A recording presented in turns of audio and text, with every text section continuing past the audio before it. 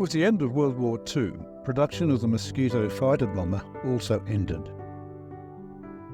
However, de Havilland Australia saw the need for a rugged, single-pilot, general-purpose aircraft that could carry up to 8 passengers in outback and regional Australia. So, with the encouragement of the Australian government, planning began on the aircraft that was to become known as the Drover.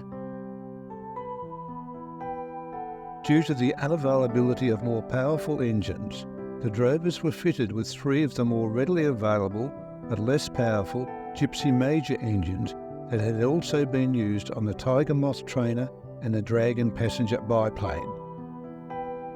The Drover also had a tail wheel rather than a nose wheel, making it more suitable for grass and roughly formed airstrips. In 1948, the first of 2 prototypes took to the air. Production commenced in 1950 and the order book began to fill. The Department of Civil Aviation ordered 2 aircraft, and Trans-Australia Airlines, TAA, ordered 6 for remote mail runs in Western Queensland and Royal Flying Doctor Service contracts. Qantas put its hand up for 7. And the Northern Territory Medical Service ordered 3, while the Royal Flying Doctor Service in New South Wales ordered 1. However, Qantas, flying the Drover in the highlands of Papua New Guinea, expressed concern about a lack of power needed to climb steeply from mountainous airstrips. Then 3 Drovers experienced a propeller shearing off, 2 while in flight, causing the loss of the aircraft. Tragically, in one of these incidents, 6 lives were lost.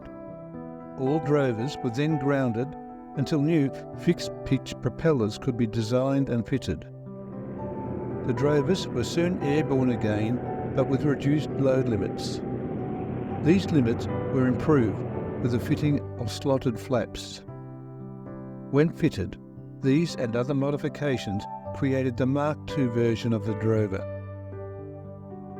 Nonetheless, Qantas cancelled further orders and sold most of its fleet to Fijian Airways.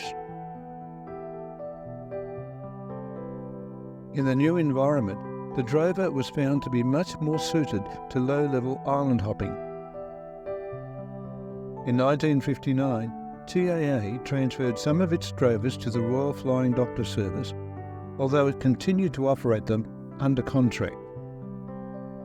From that time, de Havilland Australia offered upgrades to a Mark III version, which included more powerful 180 horsepower Lycoming engines. In 1967, the Royal Flying Doctor Service retired its fleet of Drovers.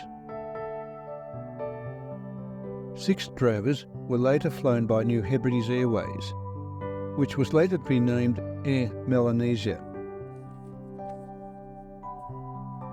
Most other Drovers finished their commercial life taking visitors and freight to various island tourist destinations off the Australian coast. Surviving examples are now in the hands of enthusiasts or are retired to non-flying display. These include VHAZS, recently restored by volunteers at the Moorabbin Air Museum, where it now stands proudly. Its livery reflects its first 6 years with the Northern Territory Medical Service and 9 years with TAA, before being sold on to private operators. The Drover may not have been built in great numbers, but in its era, it played an important role in regional Australia and in the Pacific, and it was pivotal to the development of the Flying Doctor Service.